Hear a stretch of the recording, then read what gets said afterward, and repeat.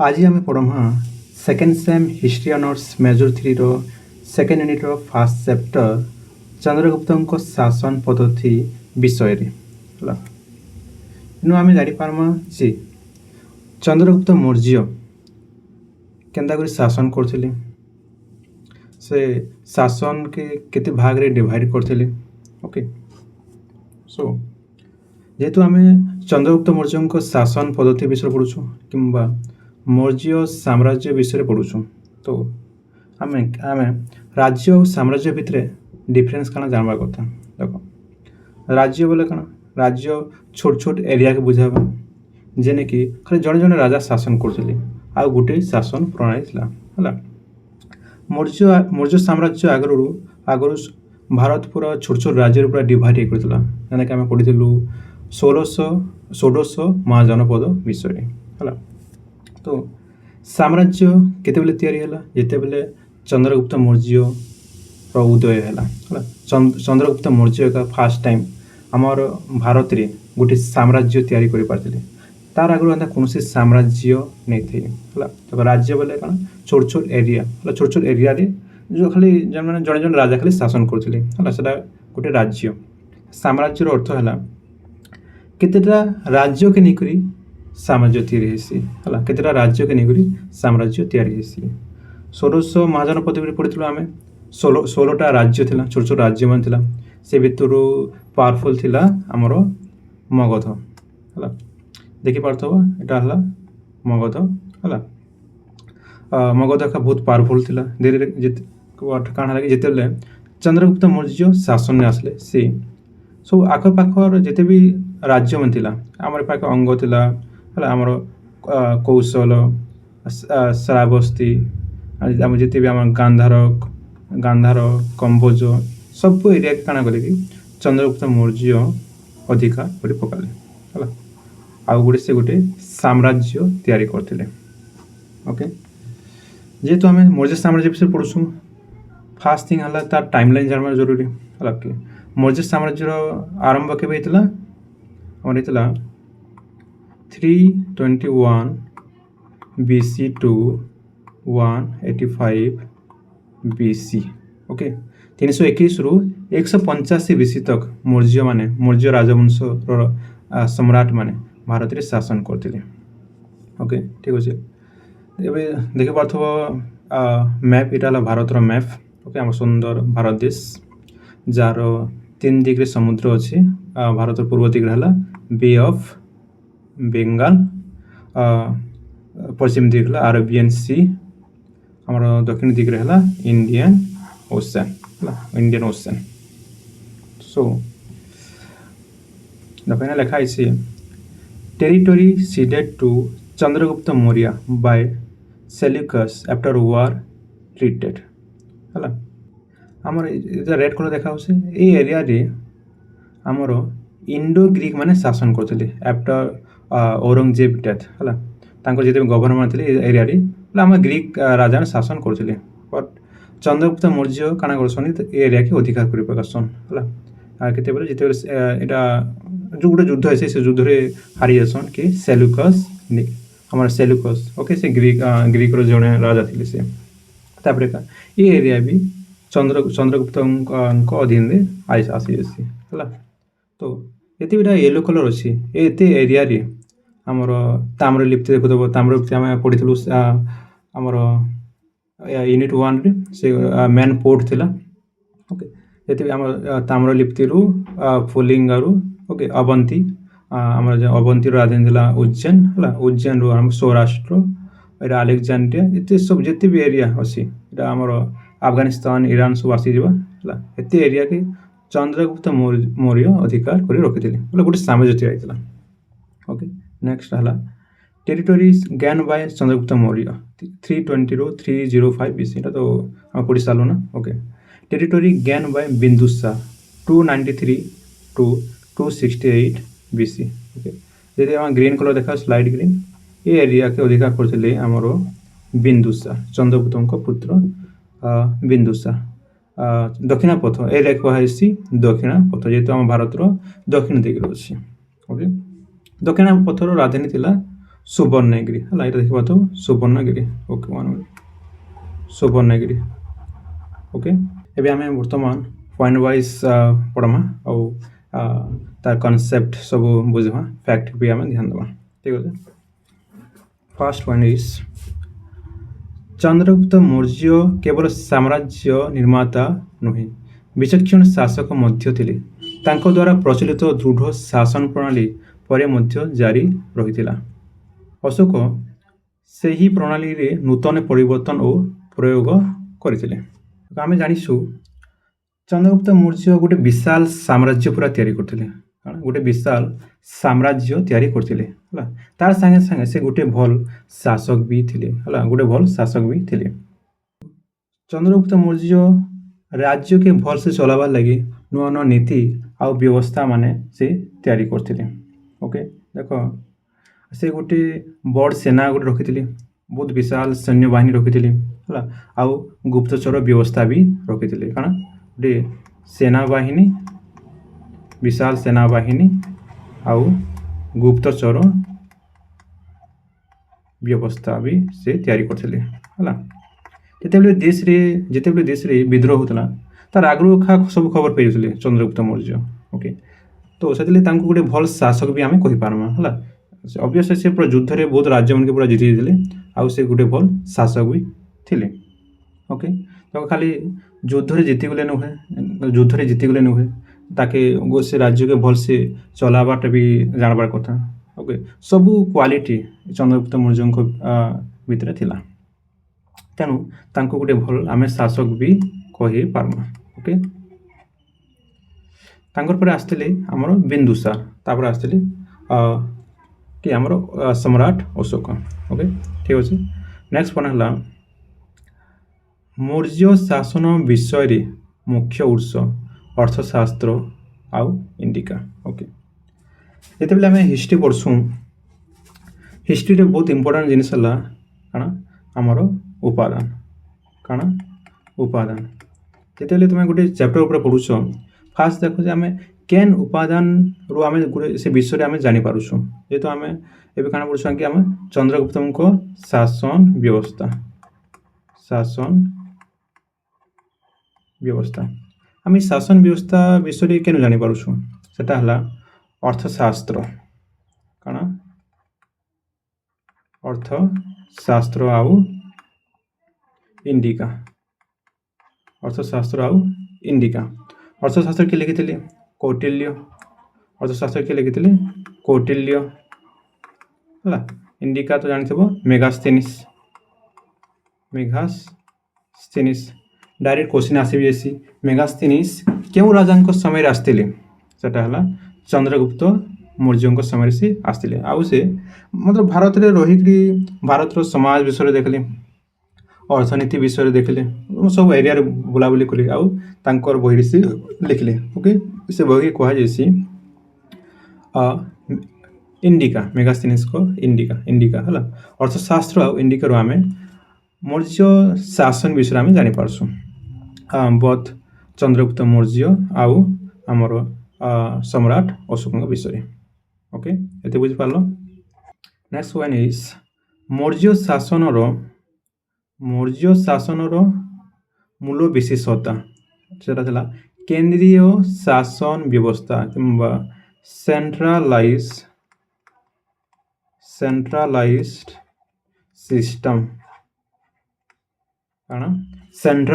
System, କେନ୍ଦ୍ରୀୟ ଶାସନ ବ୍ୟବସ୍ଥା। क्वेश्चन आसी मौर्य शासन मूल विशेषता कण थी मौर्य शासन केन उपरे पर्यवेसित थिला अधिकांश इंपोर्टेंट फीचर है केंद्रीय शासन व्यवस्था सेंट्रलाइज सिस्टम यार अर्थ है कि सबु पावर कण सबु पावर ऑल पावर राजा पाखे थिला हला किंग पाखे थिला मतलब राजा का न्याय प्रदान करि पारथिला राजा का नुआ आईन कानून तैयारी करि पारथिला ताकि लागू करि पारथिला इस मीन्स सबु पावर सबु क्षमता गोटे व्यक्ति पाखे थिला मतलब राजा पाखे थिला हला जेते बेले सबु क्षमता न्याय प्रदान हो कि आमर न्याय प्रदान व्यवस्थापिका कार्यपालिका है जो गोटे व्यक्ति पाखे रही जासी से प्रकार शासन प्रणाली के केंद्रीय शासन व्यवस्था बोली कहे इंग्लिश रे सेंट्रलाइज सिस्टम। ओके तो मौर्य शासन व्यवस्था क्या था केंद्रीय शासन व्यवस्था था सेंट्रलाइज गवर्नमेंट तार आगे एंता कौन सेंट्रलाइज गवर्नमेंट नहीं थी पूरा भारत पूरा छोट छोट राज्य मन था आ पूरा क्षमता पूरा विकेंद्रीकरण होता राजनीतिक एकता नहीं थी राजा मैंने निज निजर भितर पूरा झगड़ा करुले ये बुझीपार यहाँ तो अलरेडी पढ़ी सारू ना। ओके तो नेक्स्ट है प्रमुख मौर्य शासक किए थे प्रमुख मौर्य शासक किए थे चंद्रगुप्त बिंदुसार और अशोक है मौर्य साम्राज्य मेन राजा मैंने किए थे से चंद्रगुप्त मौर्य बिंदुसार अशोक। ओके यहाँ तो कही मौर्य शासन काल प्राय के कि 322 भी लिखिपार कि 321 भी लिखिपार है 321 ରୁ 185 BC है टोटाल 137 वर्ष से शासन करते 137 इयर्स से शासन करते। ओके डायरेक्ट क्वेश्चन आसे भी केते वर्ष काल मौर्य मैंने शासन करते। ओके नेक्स्ट वन है यही समय मौर्य मैंने शक्तिशाली और निरंकुश शासन करते। ओके देख मौर्य मैंने बहुत आम तो पढ़ी मौर्य मैंने बहुत शक्तिशाली थे से केते राज्य मन के ऊपर से अधिकार करते आ निरंकुश शासन करते से। ओके तो से माने भल भी थे अधिकांश एते भी निरंकुश शासन नहीं करते प्रजा मन को मंगल लगी चाहते जो आम पढ़ी आगु पढ़ीछु +2 टाइम रे भी Ashoka obviously after Kalinga war से बहुत लोक मान भल काम करते से धर्मर भी से धर्म विषय भी से जन थे लोक मान धर्मर प्रचार करते से। ओके तो नेक्स्ट है नेक्स्ट वन की आम चंद्रगुप्त मौर्य विशेषतः कौटिल्यंक अर्थशास्त्र नीति बा तत्व अनुजाई राज्य शासन करते। ओके यार अर्थ है चंद्रगुप्त मौर्य कौटिल्यंक अनुसार से शासन करते बोले अर्थशास्त्र नीति कौटिल्यंक नीति अनुसार शासन करते।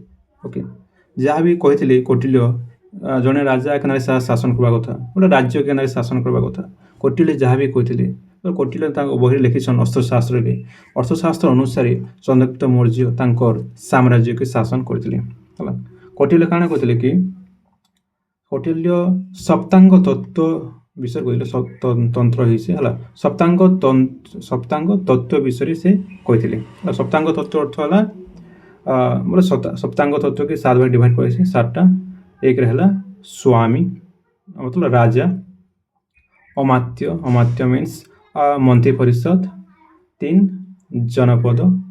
ओके 4 रहा दुर्ग 5 रहा कोश राजकोश 6 रहा दंड सैन्यवाहिनी 7 रहा मित्रराष्ट्र मेगास्थिन। ओके ये 7टा मेगास्थेनिस इंडिका मुझे ये शासन पद्धति विषय सूचना प्रदान करते मेगास्थेनिस को इंडिका भी ये 7टा विषय लिखाई से कौटिल्य काण कहते कि ये 7टा जिनिस एका राज्य के तुम भलसे शासन करवा कहते मतलब ये 7टा जिनिस निहाती जरूरी राजा ऑब्वियसली राजा तो जरूरी है अमात्य मंत्री परिषद बिना मंत्री परिषद रे जने राजा शासन करि पारबा कि नहीं करि पारे जनपद राज्य दरकार लोक मान जमीन दरकार बिना जमीन रे जने बिना राज्य रे जने राजा शासन करि पारबा दुर्ग निहाती जरूरी यानी कि राजा मन रहउतिले कोश पैसा टैक्स बिना टैक्स रे जने राजा के सम्राट के शासन करि पारबा नहीं करि पारे 6 नंबर हला सैन्य बाहिनी बिना सैन्य बाहिनी रे जने राजा शासन करि नहीं पारे 7 रे हला मित्र राष्ट्र भी बहुत जरूरी जिते भी किसी अन्य अलग राज्य मैंने शत्रु राज्य मैंने आक्रमण करें मित्र राष्ट्र साहाय्य करि पारबा। ओके तो ये सब विषय मेगास्थेनिस कहते। नेक्स्ट पढ़मा आम राजा विषय राजार पाखे काण काण पावर थिला जी। ओके फास्ट वन है मौर्य शासन रे राजा थिले राष्ट्रर सर्वोच्च कर्ता प्रत्येक शासन तांको द्वारा परिचालित होता अर्थात से थिले क्षमतार केंद्र बिंदु।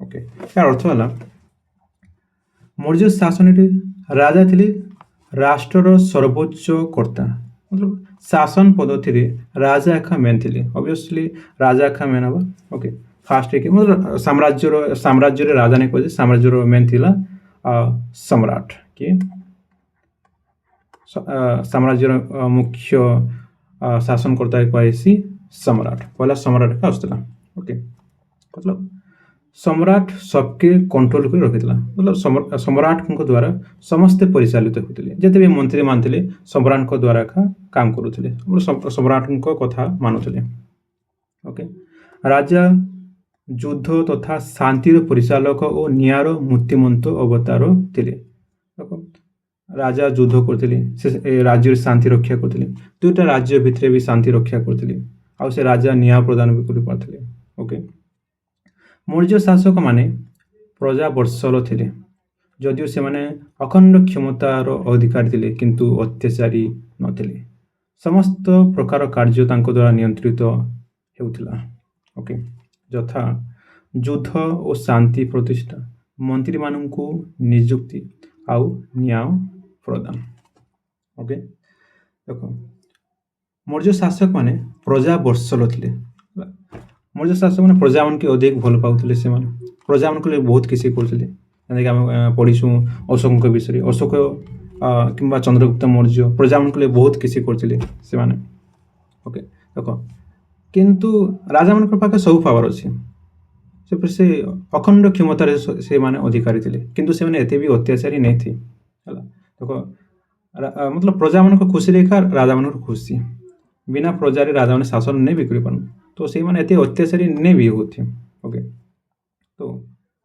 मेनली राजा मान काम कौन था युद्ध हो शांति प्रतिष्ठा करवार था कारण युद्ध हो शांति युद्ध करते शांति प्रतिष्ठा करते ओके मंत्री मान से नियुक्ति करते आउ से न्याय प्रदान करते देख प्रेजेंटली आम भारत कौन अच्छी डेमोक्रेसी डेमोक्रेसी आ से टाइम कौन था मोनार्की मोनार्की कौन है कि सबू पावर ऑल पावर कौन होता गोटे व्यक्ति पाखे रोला गोटे व्यक्ति पाखे रही जाऊला वन पर्सन मतलब जिते भी हो आमर व्यवस्थापिका हो कार्यपालिका हो कि आम न्याय प्रदान है मतलब से राजा मैंने आईन कानून तैयारी कर पारे लागू कर पारे न्याय प्रदान कर पारे ओके एवं एंता ही पार्बा क्या जैसे आम नरेंद्र मोदी पाखे नरेंद्र मोदी कण न्याय प्रदान कर पारसे नहीं कर पारे आईन कानून कौन निजे तैयारी कर नहीं कर पारे तो किंतु राजतंत्र कौन आसे कि राजा मान पाखे सबू पावर थी से मंत्री मैंने नियुक्त कर पारसन न्याय प्रदान कर पारसन युद्ध कर पारसन शांति प्रतिष्ठा कर पारसन all power was vested in सम्राट ओके प्रजा मान सुविधा और असुविधा प्रजा मान सुविधा और असुविधा बुझा राजा मुख्य दायित्व था सैन्य बाहिनी नेतृत्व नेबा से मंत्री तथा उच्च पदस्थ कर्मचारी को नियुक्ति देवा सह से बहिष्कार करें से नूतन आईन प्रणयन करने सह निर्देशनामा जारी कर पारे नूतन कर बसावे सह दंड विधान कर राजा हस्तर कार्यपालिका व्यवस्थापिका न्यायपालिका क्षमता केन्द्रीभूत थिला तथापि से स्वेच्छाचारी नथिले से आदर्श थिला प्रजा मानकर सुखरे से सुख ओके देखो राजा मैंने प्रजा मान सुविधा और असुविधा भी बुझुले आउ राजा थिले सेनाबाहिनी मुख्य मतलब राजा कंट्रोल सेनाबाहिनी राजा कंट्रोल थिला राजा जहाँ कहते सेनाबाहिनी मैंने ताहा मानुले ओके मतलब से मुख्य सेनापति थे कहले चले राजा मैंने मुख्य थे सेनाबाहिनी मुख्य थे सेनाबाहिनी आसुले ओके से मंत्री तथा उच्च पदस्थ कर्मचारी को नियुक्त देवा सह से बहिष्कार कर पारे राजा पाखे जी कही राजा पाखे सब पावर अच्छे से उच्च पदस्थ कर्मचारी मान नियुक्ति भी दौले से बहिष्कार भी कर पारे नुआ नुआ राजा मैंने निजे आईन कानून तैयारी करते लागू कर पारे टैक्स भी बसुले नूतन कर भी से बसुले आउ दंड विधान भी कर पारे कही राजा मान पाखे सब पावर थिला से टाइम अखंड क्षमता थिला से फिर भी से अत्याचारी नहीं थी ओके राजा हस्तर कार्यपालिका व्यवस्थापिका और न्यायपालिका कही कार्यपालिका बोले आईन कानून को जान लागू करवाटा କାର୍ଯ୍ୟକାରୀ କରବାଟା, ବ୍ୟବସ୍ଥାପିକା ଆଇନ କାନୁନ ତିଆରି କରବାଟା ଆଉ ନ୍ୟାୟପାଳିକା ବୋଲେ ନ୍ୟାୟ ପ୍ରଦାନ କରବାଟା କ୍ଷମତା କେନ୍ଦ୍ରୀଭୂତ ଥିଲା। ବୋଲେ ରାଜାଙ୍କ ହାତରେ ସବୁ ଜିନିଷ ଥିଲା। ତଥାପି ସେ ସ୍ୱେଚ୍ଛାଚାରୀ ନଥିଲେ। ଓକେ, ସେମାନଙ୍କ ଆଦର୍ଶ ଥିଲା ପ୍ରଜାମାନଙ୍କର ସୁଖରେ ସେମାନଙ୍କର ସୁଖ, ବୋଲେ ପ୍ରଜାମାନଙ୍କର ସୁଖରେ ଏକା ରାଜାମାନଙ୍କ ସୁଖ ହେଉଥିଲା। ନେକ୍ସଟ ପଢ଼ମା ମନ୍ତ୍ରୀ ପରିଷଦ ହେଲା। ଦେଖ ଏବେ ବି ଅଛି ମନ୍ତ୍ରୀ ପରିଷଦ, କି ଆମର ପ୍ରାଇମ୍ ମିନିଷ୍ଟରର ଗୋଟେ ମନ୍ତ୍ରୀ ପରିଷଦ ଅଛି, ପ୍ରାଇମ୍ ମିନିଷ୍ଟର। ଓକେ, ତାକୁ କାମ ଏବେ କାଣା କହେସି କାଉନସିଲ୍ ଅଫ୍ ମିନିଷ୍ଟର ବୋଲି କୁହାଯାଏସି, କାଉନସିଲ୍ ଅଫ୍ ମିନିଷ୍ଟର। ଓକେ, ଦେଖ ଜଣେ ରାଜା ଖାଲି ଶାସନ କରିପାରିବା, ଏତେ ବଡ଼ ବଡ଼ ସାମ୍ରାଜ୍ୟ ଥିଲା ସେ ଟାଇମ୍ରେ, ଜଣେ ରାଜା ଶାସନ କରିପାରିବେ କି ନାହିଁ, ସେଥିପାଇଁ ସେ ଗୋଟେ ମନ୍ତ୍ରୀ ପରିଷଦ ତିଆରି କରୁଥିଲେ ହେଲା। ଏ କାଉନସିଲ୍ ଅଫ୍ ମିନିଷ୍ଟର ବିଭିନ୍ନ ପ୍ରକାର ମନ୍ତ୍ରୀମାନେ ଥିଲେ। ଏବେ କି ଯେନ୍ତା ଅଛି ଆମର ଡିଫେନ୍ସ ମିନିଷ୍ଟର ଅଛି, defence minister, home minister, okay, आउ फॉरेन अफेयर्स, विभिन्न प्रकार मंत्री मान से टाइम रे भी मंत्री मान थिले, मतलब मंत्री परिषद थिले, मतलब मंत्री परिषद रे विभिन्न प्रकार विभिन्न विभाग रो मंत्री मान थिले।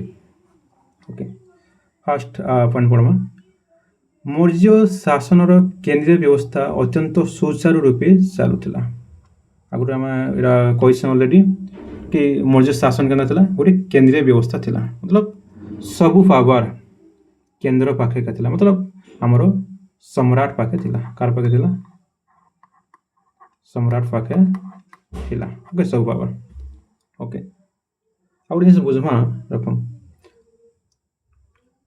मौर्यन एडमिनिस्ट्रेशन के, मौर्यन एडमिनिस्ट्रेशन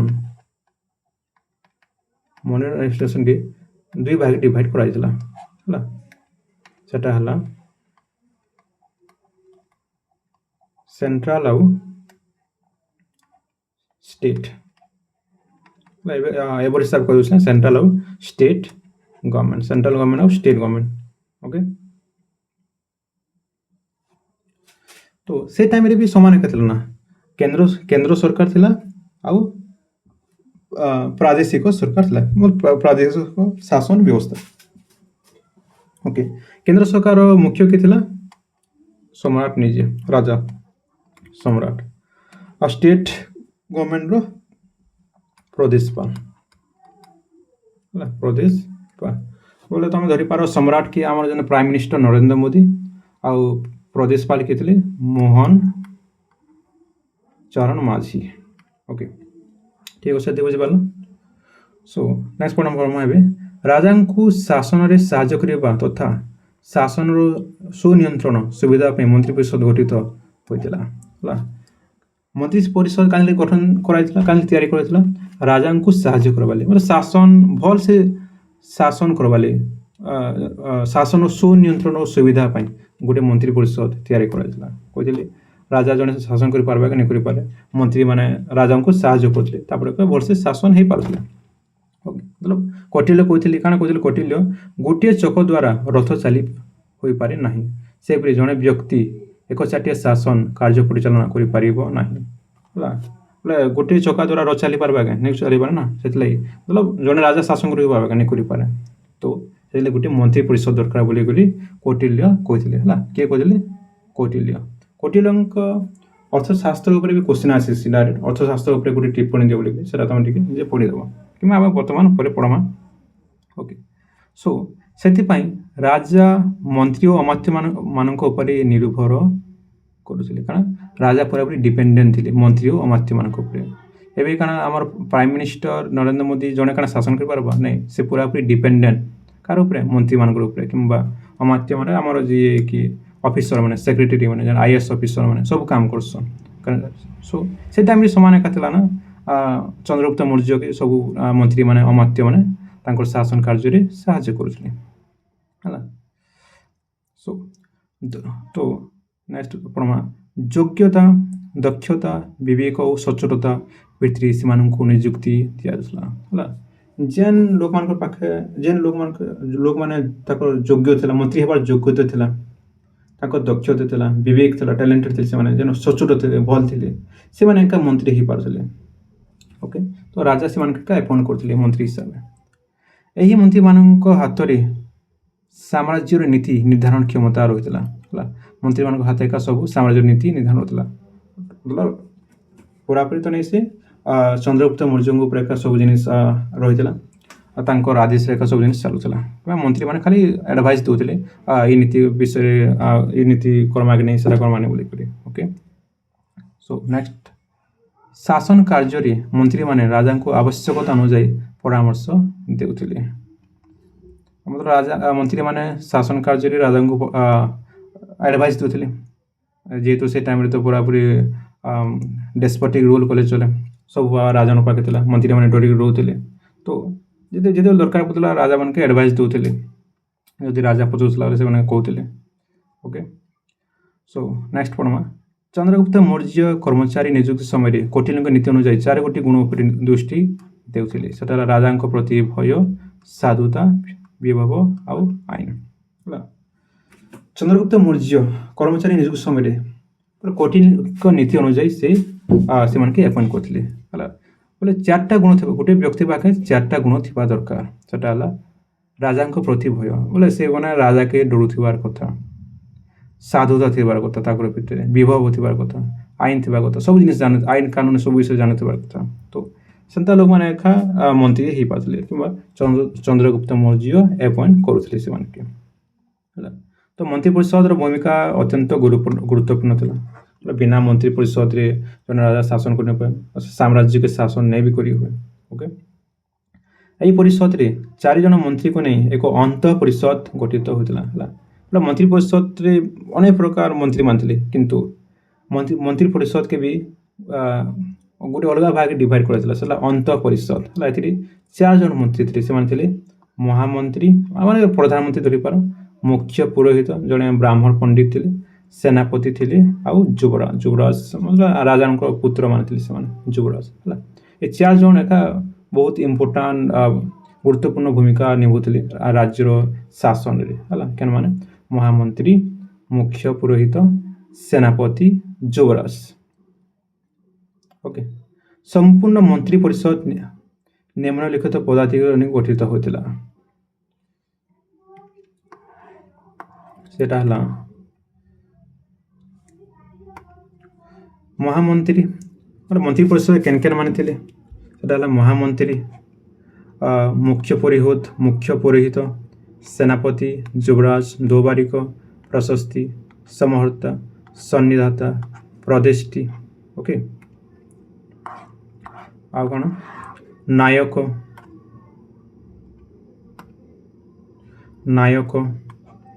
ପୌର, ଦଣ୍ଡପାଳ, ଦୁର୍ଗପାଳ, ଅନ୍ତପାଳ, କମାନ୍ତରିକ, ବ୍ୟବହାରିକ, ଅନ୍ତର୍ଦେଶିକ, ଅନେକ ପ୍ରକାର ମନ୍ତ୍ରୀମାନେ ଥିଲେ, ସେମାନଙ୍କର ଲିଷ୍ଟ ଏଇଟା ହେଲା। ତମେ ଘୋଷି ପକାବ, very very important for exam. Okay,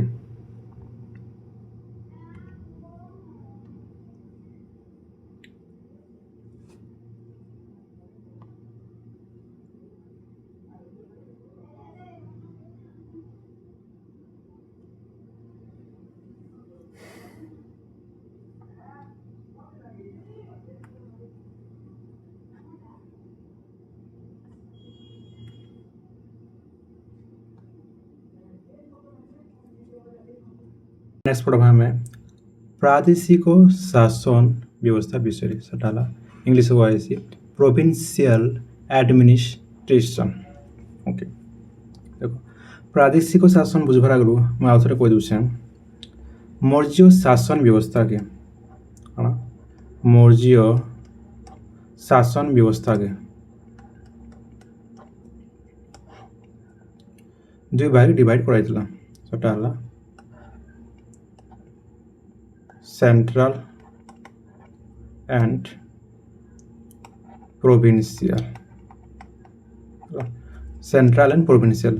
okay, फिर फर्दर प्रोविंस के डिवाइड कर दिला डिस्ट्रिक्ट रे, काना डिस्ट्रिक्ट के कहला विषय। ओके, देन आसला फिर डिस्ट्रिक्ट डिवाइड कर दिला ग्राम रे। Okay, gram was the last unit of political institution. ठीक है, सो प्रादेशिक शासन। ओके, बर्तमान पढ़ा विशाल मौर्य शासन सुविधा पाई चंद्रगुप्त मौर्य तांको साम्राज्य को चारि भागरे विभक्त करथिले। ସେହି ପ୍ରଦେଶ ଗୁଡ଼ିକ ଥିଲା ପ୍ରାଚ୍ୟ, ଉତ୍ତରାପଥ, ଅବନ୍ତୀ, ଦକ୍ଷିଣାପଥ। ଚନ୍ଦ୍ରଗୁପ୍ତ ମୌର୍ଯ୍ୟ କାଣା କରିଥିଲେ କି ତାଙ୍କର ସାମ୍ରାଜ୍ୟକେ ଭଲସେ ଶାସନ କରବା ଲାଗି, ଯେହେତୁ ସାମ୍ରାଜ୍ୟ ବହୁତ ବଡ଼ ହେଇଥିଲା, ଜଣେ ତ ଶାସନ କରି ନାଇପାରେ ସବୁଆଡ଼େ, ତ କାଣା କଲେ କି ତାଙ୍କର ସାମ୍ରାଜ୍ୟକେ 4 ଭାଗରେ ଡିଭାଇଡ୍ କରିଦେଲେ କିମ୍ବା 4ଟା ପ୍ରଦେଶରେ ଡିଭାଇଡ୍ କରିଦେଲେ। ସେଟା ହେଲା ପ୍ରାଚ୍ୟ, ଉତ୍ତରାପଥ, ଅବନ୍ତୀ ଓ ଦକ୍ଷିଣାପଥ। ଦେଖ ମନେକର ଏଟା ହେଲା ସାମ୍ରାଜ୍ୟ, ଓକେ, ମୌର୍ଯ୍ୟ ସାମ୍ରାଜ୍ୟ। ସେଣ୍ଟରରେ ହେଲା କିଙ୍ଗ କିମ୍ବା ଆମର ଏମ୍ପେରର ହେଲା, ସେ କାଣା କଲା କି ତା ସାମ୍ରାଜ୍ୟକେ ଡିଭାଇଡ୍ କରିଦେଲା 4 ଭାଗରେ, 4ଟା ପ୍ରଦେଶରେ। ପ୍ରାଚ୍ୟ କରିଦେଲା, ଓକେ, ପ୍ରାଚ୍ୟ, ଉତ୍ତରାପଥ, फिर अवंती, फिर दक्षिणापथ है। प्रत्येक प्रदेश रे जड़े जड़े अपॉइंट करागला, जड़े माने शासनकर्ता के अपॉइंट करागला है। प्रदेश रो शासनकर्ता थिले प्रदेशपाल,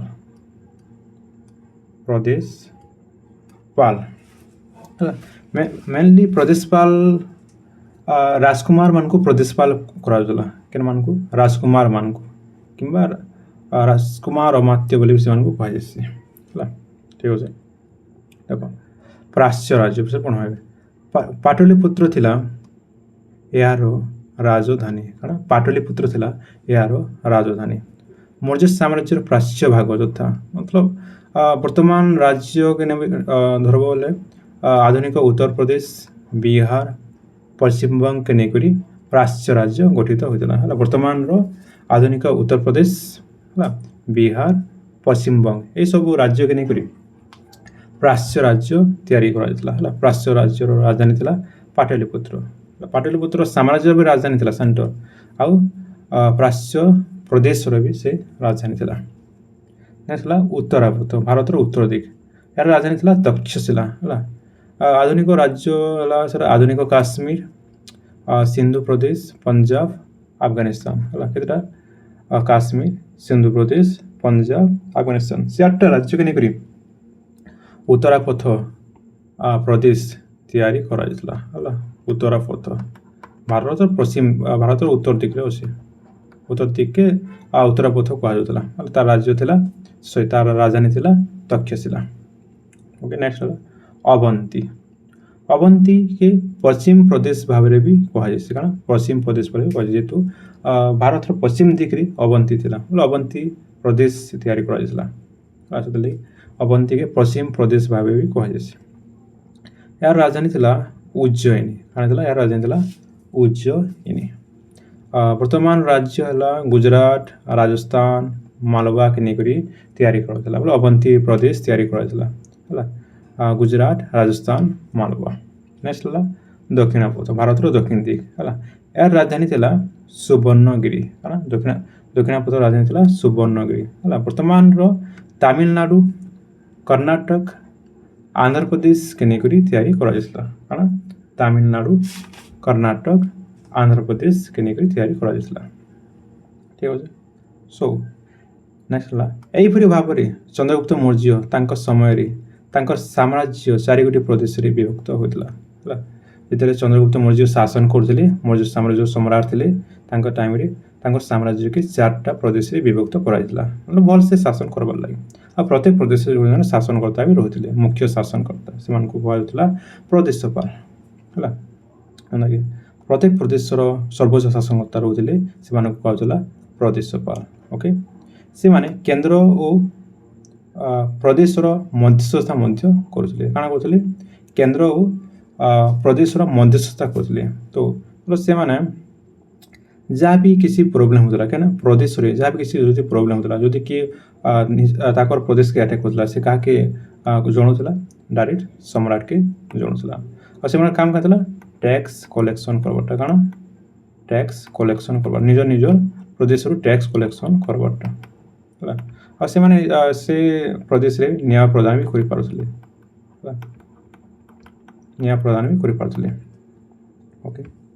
ତ ସାଧାରଣତଃ ପ୍ରଦେଶର ଶାସନଭାର ରାଜକୁମାରଙ୍କ ଉପରେ ନ୍ୟସ୍ତ ଥିଲା।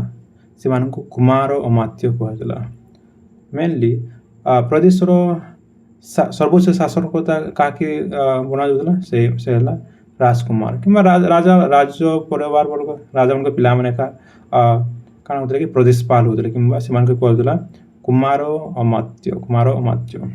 ଅଶୋକ ବି ଉଜ୍ଜୟିନୀର ଜଣେ ପ୍ରଦେଶପାଳ ଥିଲେ, କୁମାର ଅମାତ୍ୟ ଥିଲେ ହେଲା। ସେ ବିଫୋର ବିକମିଂ କିଙ୍ଗ ଏମ୍ପେରର ସେମାନଙ୍କୁ ସାହାଯ୍ୟ କରିବା ପାଇଁ ଅନେକ ସୁଯୋଗ୍ୟ ରାଜକୁମାରଙ୍କୁ ନିଯୁକ୍ତି ଦିଆଯାଉଥିଲା। ଓକେ, ସେମାନଙ୍କ କାର୍ଯ୍ୟ ଉପରେ ଦୃଷ୍ଟି ରଖିବା ପାଇଁ ଗୁପ୍ତଚରମାନଙ୍କୁ ନିଯୁକ୍ତି ଦିଆଥିଲା। ଓକେ, ମୁଁ କହିଥିଲି କି ମୌର୍ଯ୍ୟ ଶାସନ ପୁରାପୁରି ସେଣ୍ଟ୍ରାଲାଇଜ୍ ଥିଲା, ତ ସବୁ ପାୱାର ଏମ୍ପେରର ପାଖରେ ଥିଲା। ତ ପ୍ରଦେଶପାଳମାନଙ୍କୁ ବି କଣ୍ଟ୍ରୋଲରେ ରଖିବାର ଲାଗି ସେମାନେ ଯଦି କେବେ ବିଦ୍ରୋହ କରିଦେବେ କାଣା, ତ ସେ ଡରରେ ଏମ୍ପେରର କାଣା କରୁଥିଲା କି ଗୁପ୍ତଚରମାନଙ୍କୁ ନିଯୁକ୍ତି କରିଥିଲା। ଗୁପ୍ତଚରମାନେ ଇନଫର୍ମେସନ୍ ଦେଉଥିଲେ ବୋଲେ ସେ ପ୍ରଦେଶରେ କିଏ କାଣା ବିଦ୍ରୋହ କରୁছে, ପ୍ରଜାମାନେ କାଣା କରୁଛନ୍ ରାଜାଙ୍କ ବିଷୟରେ, କି ପ୍ରଦେଶପାଳମାନେ କିଛି ବିଦ୍ରୋହ କରୁଛନ୍, ସବୁ ଇନଫର୍ମେସନ୍ ଦେଉଥିଲେ ସେମାନେ। ଓକେ, ଶାସନ ସୁବିଧା ନିମନ୍ତେ ପୁନଶ୍ଚ ପ୍ରତ୍ୟେକ ପ୍ରଦେଶ କେତେଗୁଡ଼ିଏ ବିଷୟ ଜିଲ୍ଲାରେ ବିଭକ୍ତ ହୋଇଥିଲା ହେଲା। ଫର୍ଦର କାଣା କରାଯାଇଥିଲା କି ପ୍ରଦେଶମାନଙ୍କୁ ଡିଷ୍ଟ୍ରିକ୍ଟରେ ଡିଭାଇଡ୍ କରାଯାଇଥିଲା। ସେ ଟାଇମ୍ରେ ଡିଷ୍ଟ୍ରିକ୍ଟ କରାଯାଇଥିଲା ବିଷୟ କାଣା ବିଷୟ ହେଲା। ବିଷୟଗୁଡ଼ିକର ପରିଚାଳନା ନିମନ୍ତେ ସ୍ଥାନିକମାନେ ନିଯୁକ୍ତ ହେଉଥିଲେ ହେଲା। ଯେନ୍ତା କି ଆମ ଡିଷ୍ଟ୍ରିକ୍ଟରେ ହେଡ୍ କିଏ DM କଲେକ୍ଟର ମାନେ, ତ ସେ ଟାଇମ୍ରେ ବିଷୟଗୁଡ଼ିକ ହେଡ୍ କିଏ ଥିଲେ ସ୍ଥାନିକମାନଙ୍କୁ ନିଯୁକ୍ତି କରାଯାଉଥିଲା ବିଷୟଗୁଡ଼ିକ ପରିଚାଳନା ପାଇଁ। ଆଉ ସେମାନଙ୍କୁ ସାହାଯ୍ୟ କରିବା ଲାଗି ପ୍ରଦେଶଟି ନାମକ କର୍ମଚାରୀ ମଧ୍ୟ ଥିଲେ। ଓକେ, ଆଉ ସ୍ଥାନିକମାନଙ୍କୁ ଶାସନ କ୍ଷେତ୍ରରେ ସାହାଯ୍ୟ କରିବା ପାଇଁ ଗୋପମାନଙ୍କୁ ବି ନିଯୁକ୍ତି ଦିଆଯାଉଥିଲା। କାହାମାନଙ୍କୁ ଗୋପମାନଙ୍କୁ ବି ନିଯୁକ୍ତି ଦିଆଯାଉଥିଲା। ଏହାପରେ ପଢ଼ିବା ଆମେ ଗ୍ରାମ ଶାସନ ବିଷୟରେ, ଭିଲେଜ ଆଡମିନିଷ୍ଟ୍ରେସନ। ଭିଲେଜ ଲେଭେଲରେ କେନ୍ତା ଶାସନ କେନ୍ତାକରି ଶାସନ ହେଉଥିଲା, କେନ୍ତାକରି ରୁଲ ନିୟମ ଚାଲୁଥିଲା, ସେ ବିଷୟରେ ବର୍ତ୍ତମାନ ଆମେ ପଢ଼ିବା। କେନ୍ ଟାଇମ୍ରେ ମୌର୍ଯ୍ୟ ସାମ୍ରାଜ୍ୟ ସମୟରେ। ଓକେ, ମୌର୍ଯ୍ୟ ଶାସନର ସର୍ବନିମ୍ନ ରାଜନୈତିକ ଅନୁଷ୍ଠାନ ଥିଲା ଗ୍ରାମ ହେଲା। ମୌର୍ଯ୍ୟ ଶାସନର ସର୍ବନିମ୍ନ ରାଜନୈତିକ ଅନୁଷ୍ଠାନ କାଣା ଥିଲା, ଗ୍ରାମ। ସବୁଠାରୁ ତଳେ ରାଜନୈତିକ ଅନୁଷ୍ଠାନ ଶାସନ ସବୁଠାରୁ ତଳେ କେନା ଥିଲା ରାଜନୈତିକ ଅନୁଷ୍ଠାନ, ସେଟା ହେଲା ଗ୍ରାମ ହେଲା। ଠିକ୍ ଅଛି, ଗ୍ରାମ। ଗ୍ରାମର ମୁଖ୍ୟ କିଏ ଥିଲେ, ଗ୍ରାମିକ। କିଏ ଥିଲେ, ଗ୍ରାମିକ। ଯେମିତିକି ଆଗରୁ କାଣା ଥିଲେ କି ଗାଁର ମୁଖିଆ ବୋଲେ ଗାଁର ମୁଖିଆ କୁହାଯାଉଥିଲା, ମୁଖିଆ ହେଲା। ତ ମୌର୍ଯ୍ୟମାନଙ୍କ ସମୟରେ କାଣା କୁହାଯାଉଥିଲା, ଗ୍ରାମର ମୁଖିଆମାନଙ୍କୁ ଗ୍ରାମିକ। ଓକେ, କୌଟିଲ୍ୟଙ୍କର ଅର୍ଥଶାସ୍ତ୍ର ଓ ମେଗାସ୍ଥିନିସ୍ଙ୍କ ଇଣ୍ଡିକାରୁ ଗ୍ରାମସଭାର ନିୟମ ବିଷୟରେ ଜଣାଯାଏ। ଗ୍ରାମର ଶାସନ ଗ୍ରାମସଭାର ନିୟମ ଅନୁଯାୟୀ ଚାଲୁଥିଲା। ଓକେ, ସୋର୍ସ ଅଫ୍ ଇନଫର୍ମେସନ୍ ଆଉଥରେ ଆସିଲା। ଆମେ କେନ ଜାଣିପାରସୁଁ ଗ୍ରାମ ଶାସନ ବିଷୟରେ, ସେଟା ହେଲା କୌଟିଲ୍ୟଙ୍କର ଅର୍ଥଶାସ୍ତ୍ର ଆଉ ମେଗାସ୍ଥିନିସ୍ଙ୍କ ଇଣ୍ଡିକାରୁ ଗ୍ରାମସଭାର ବିଷୟରେ ଆମେ ଜାଣିପାରସୁଁ। କାଣା ଗାଁ ମନ୍ତ୍ରୀ ସଭା ହେଉଥିଲା, ଆମେ ଜାଣିପାରସୁଁ ସେ ଟାଇମ୍ରେ ବି ହେଲା। ଗ୍ରାମର ଶାସନ କେମିତି ପରିଚାଳନା ହେଉଥିଲା, ଗ୍ରାମସଭାର ନିୟମ ଅନୁଯାୟୀ ବୋଲେ ଗ୍ରାମସଭାର ଗୋଟେ ନିୟମ ବି ଥିଲା, ସେ ନିୟମ ଅନୁସାରେ ଗ୍ରାମସଭା ହେଉଥିଲା ସବୁ ନିୟମ।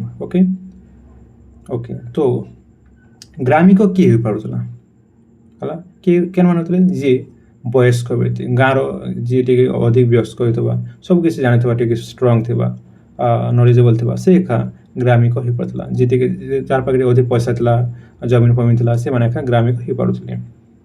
ଓକେ, ଗ୍ରାମିକମାନଙ୍କର କାମ କାଣା ଥିଲା, ଗ୍ରାମର ବିଭିନ୍ନ ସମସ୍ୟା, ରାସ୍ତାଘାଟ ନିର୍ମାଣ ପ୍ରଭୃତି ବିଭିନ୍ନ କାର୍ଯ୍ୟ କରୁଥିଲେ। ଗ୍ରାମର ଛୋଟ ଛୋଟ ବିବାଦ ଗୁଡ଼ିକର ମୀମାଂସା ମଧ୍ୟ ସେମାନେ କରୁଥିଲେ। ଯାହା ବି ଯଦି ଗାଁରେ କିଛି ଯଦି ପ୍ରୋବ୍ଲେମ୍ ହେଲା, ଦୁଇ ଘର ଭିତରେ କିଛି ଝଗଡ଼ା ହେଇଗଲା, ତା ସମାଧାନ କିଏ କରୁଥିଲା, ଗ୍ରାମିକମାନେ ଏକା କରୁଥିଲେ। ଗାଁର ଯେତେ ବି ଯଦି ରାସ୍ତା ତିଆରି କରବାଟା, ନଳକୂଆ ତିଆରି କରବାଟା, ପୋଖରୀ ତିଆରି କରବାଟା, ଏସବୁ ଡିସିଜନ୍ ମାନେ କିଏ ନେଉଥିଲେ, ଗ୍ରାମିକମାନେ ଏକା ନେଉଥିଲେ। ଓକେ, ଆଉ କେତେକ ଗ୍ରାମକୁ ମିଶାଇ ଅଞ୍ଚଳ ଗଠିତ ହେଉଥିଲା। ଓକେ, କେତେଟା ଗାଁକେ ନେଇକରି ଗୋଟେ ଅଞ୍ଚଳ ଗଠିତ ହେଉଥିଲା।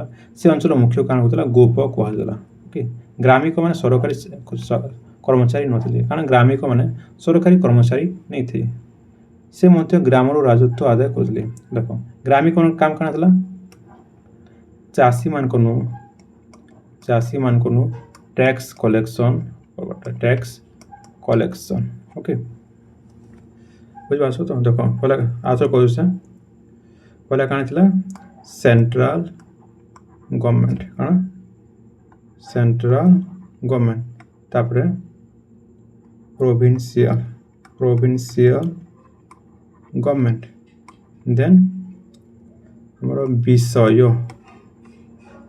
ବିଷୟ then ଗ୍ରାମ ଓକେ ଗ୍ରାମରୁ टैक्स कलेक्शन होता फिर विषय के जोतला फिर प्रोविंशियल के जोतला फिर डायरेक्ट सेंट्रल गवर्नमेंट मतलब ग्रामर किए मुखिया ग्रामर किए मुखिया किए से है ग्रामिक ओके विषय किए विषय आम किए आमर जो स्थानिक प्रदेशटा प्रोविंशियल किए प्रदेशपाल सेंट्रल किए आमर है सम्राट किए सम्राट ओके ठीक अच्छे नेक्स्ट टाइम आम पढ़मा रेवेन्यू सिस्टम विषय।